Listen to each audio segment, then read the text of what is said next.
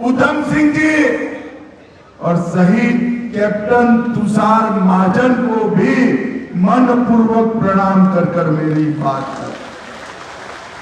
भाइयों बहनों, ये भूमि ने भारत के लिए बड़ा संघर्ष किया और डोगरों का वीरता पूर्वक इतिहास न केवल जम्मू कश्मीर, मेरे प्रदेश गुजरात तक आपकी वीरता के बखान हम लोगों ने बचपन में सुने हैं। बचपन में भाइयों बहनों, आज मैं यहां आया हूं तब प्रेमनाथ जी को भी याद करूंगा।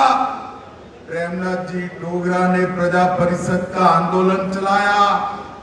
भाजपा के पहले अध्यक्ष श्यामा प्रसाद मुखर्जी ने एक नारा दिया, इस एक देश में 2 विधान, 2 निशान और 2 प्रधान नहीं।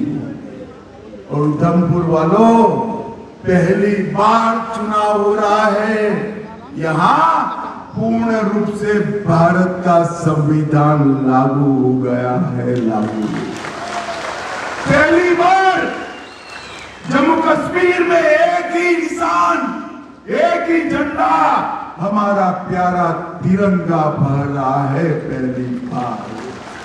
और भाइयों बहनों, जो धारा 370 न केवल घाटी, हमारे जम्मू में भी आतंक का कारण बनी थी, वो धारा 370 को समाप्त करने का काम हमारे नेता नरेंद्र मोदी जी ने किया। एक चुनाव पूरी दुनिया बड़े गौर से देखी। एक और 40 साल तक जम्मू कश्मीर में आतंक फैलाने वाले, आतंक के लिए जिम्मेदार एनसी, कांग्रेस और पीडीपी है, और दूसरी ओर आतंक को पाताल तक दफनाने वाली भारतीय जनता पार्टी। एनसी वाले कहते हैं कि अगर हम आ गए तो धारा 370 वापिस लाएं। उधमपुर वालों, लाना चाहिए क्या? जोश वालों, लाना चाहिए? एनसी वाले कहते हैं हम आएंगे तो फिर से हमारा संविधान अलग करेंगे, करना चाहिए क्या? एनसी वाले कहते हैं, राहुल बाबा कहते हैं कि हम चुनकर आ गए तो सारे पत्थरबाज और आतंकवादियों को मुक्त कर देंगे, करना चाहिए क्या? वो कहते हैं पाकिस्तान से वार्ता करेंगे, करनी चाहिए क्या? वो कहते हैं कि हम पाकिस्तान के साथ व्यापार शुरू कर लैंड बॉर्डर से उनसे इलू करेंगे, करना चाहिए क्या? आप चिंता मत करो राहुल बाबा, आप और उमर अब्दुल्ला, आपकी तीसरी पीढ़ी भी आएगी, 370 वापिस नहीं।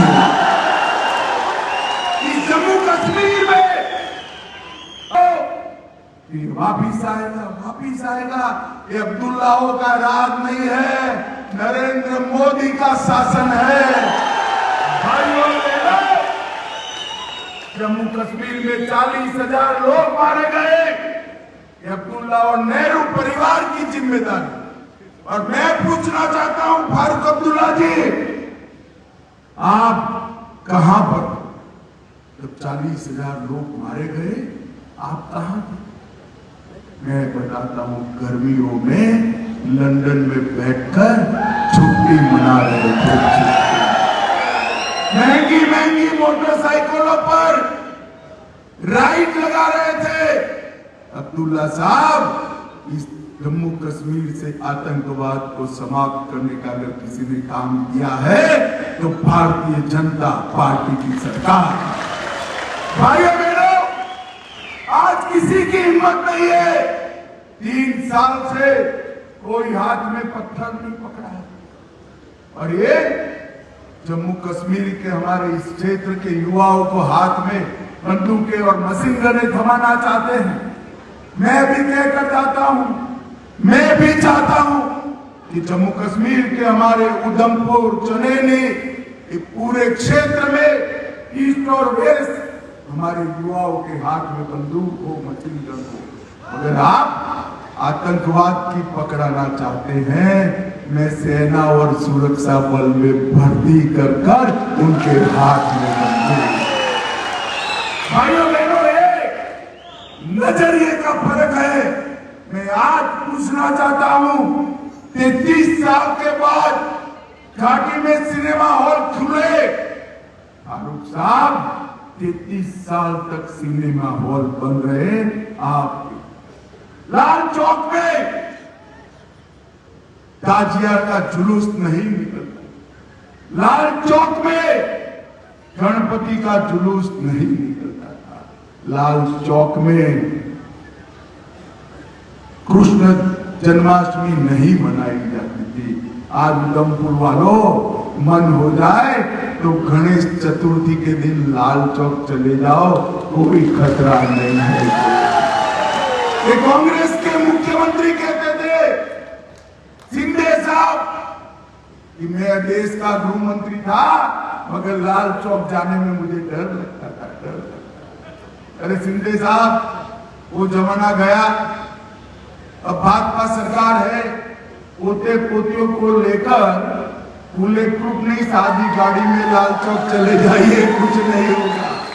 मैं बताता हूं, आज लाल चौक पर शान से तिरंगा लहरा रहा है, रेसिंग हो रही है, हर घर तिरंगा अभियान चल रहा है।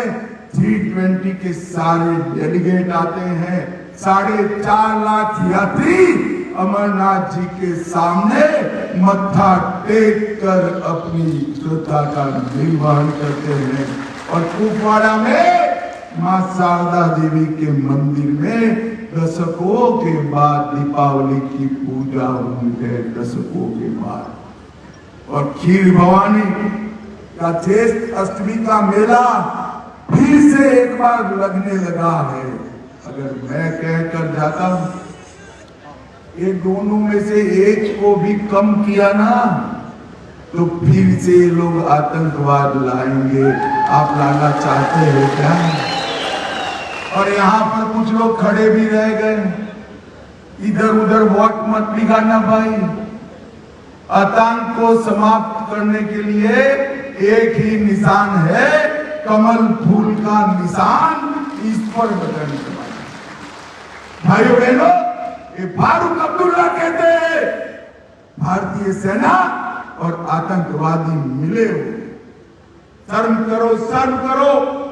अब्दुल्ला साहब, शर्म नहीं आती?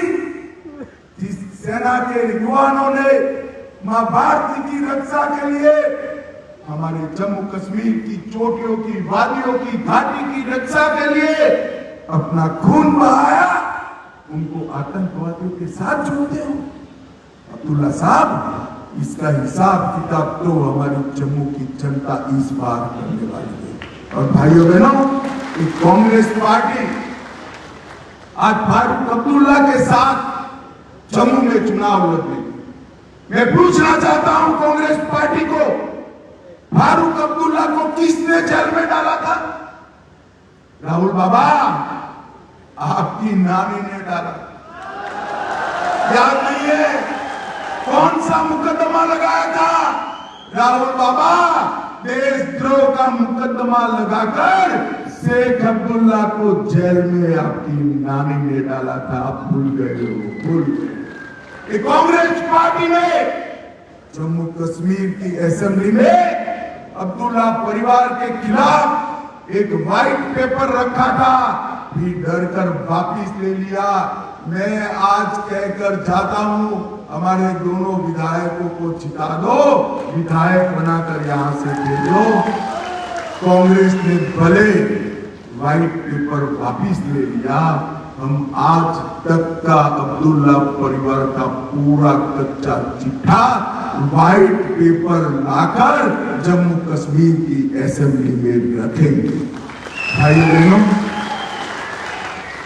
अभी अभी राहुल बाबा आए, जानते हो ना राहुल बाबा को? जानते हो? अभी अभी आए थे। उन्होंने कहा बाहर के लोग शासन करें। उनका कहने का मतलब राज्यपाल, उप राज्यपाल।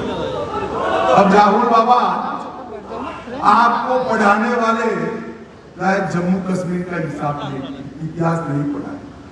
सबसे ज्यादा अगर राष्ट्रपति शासन राहुल बाबा जम्मू कश्मीर में किसी के शासन में रहा तो आपकी नानी और इनके पिताजी और राजीव गांधी के टाइम में रहा है। आप क्या